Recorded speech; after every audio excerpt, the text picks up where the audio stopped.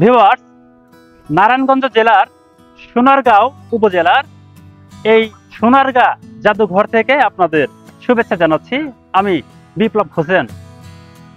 সোনারগাঁ জাদুঘর প্রাচীন, ঐতিহাসিক এবং বিভিন্ন মৃৎশিল্প সংরক্ষণ করা আছে এই সোনারগাঁ জাদুঘরেই।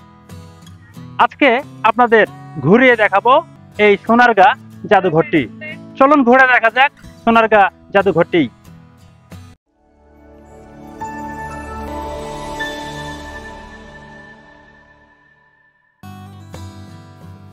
এই সোনারগাঁ লোকশিল্প জাদুঘরটি রাজধানী ঢাকা থেকে 24 কিলোমিটার দূরে নারায়ণগঞ্জ জেলার সোনারগাঁ উপজেলায় অবস্থিত।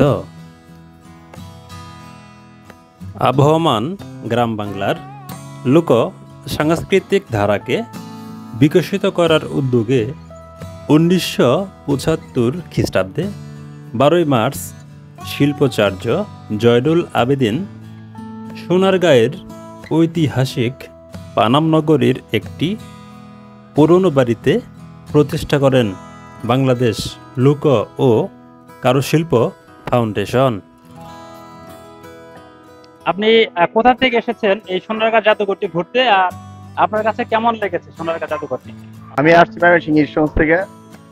আসলে একটা পত্র নিদর্শন তো দেখতে আসলে ভালো লাগে, আর আমাদের আসলে বই পুস্তকে আছে, ওইখান থেকে অনুপ্রাণিত হয়ে আমরা এখানে দেখতে আসছি। আমরা মোটামুটি প্রায় এই ঈশ্বরগঞ্জ থেকে আসছি, প্রায় 300-350 মতো লোক আসছে একসাথে দেখতে আসছি।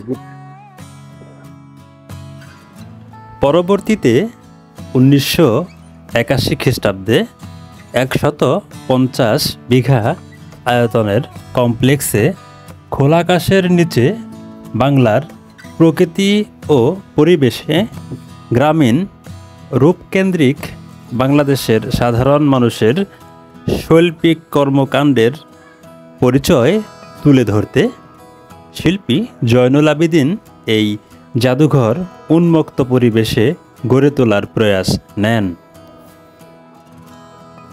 হ্যাঁ ভিউয়ার্স, সেই সোনারগাঁয়ে বাংলাদেশ লোক ও কারুশিল্প ফাউন্ডেশন এলাকার ভেতরেই এই লোক ও কারুশিল্প জাদুঘরটি।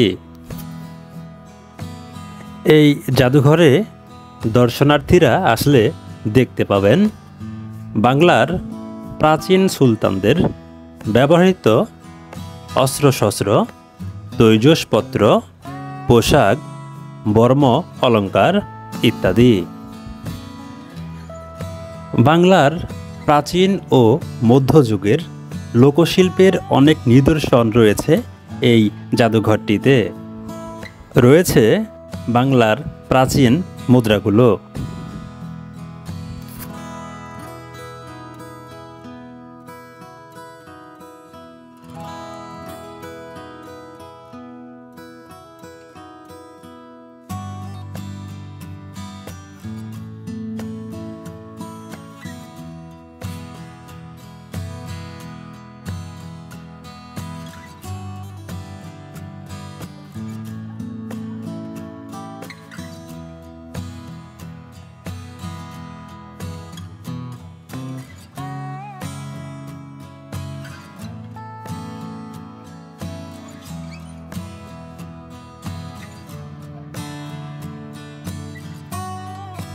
এই জাদুঘর ভবনটির বাইরে খোলা স্থানে প্রতি বৈশাখ মাসে সাড়ম্বরে আয়োজিত হয় লোকশিল্প মেলা।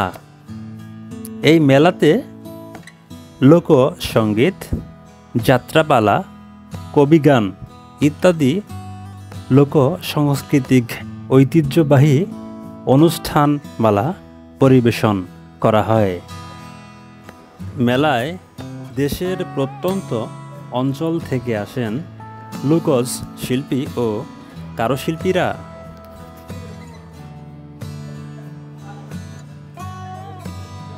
ভিউয়ার্স, এই ছিল আজকের সোনারগাঁ জাদুঘর নিয়ে ভিডিওতে।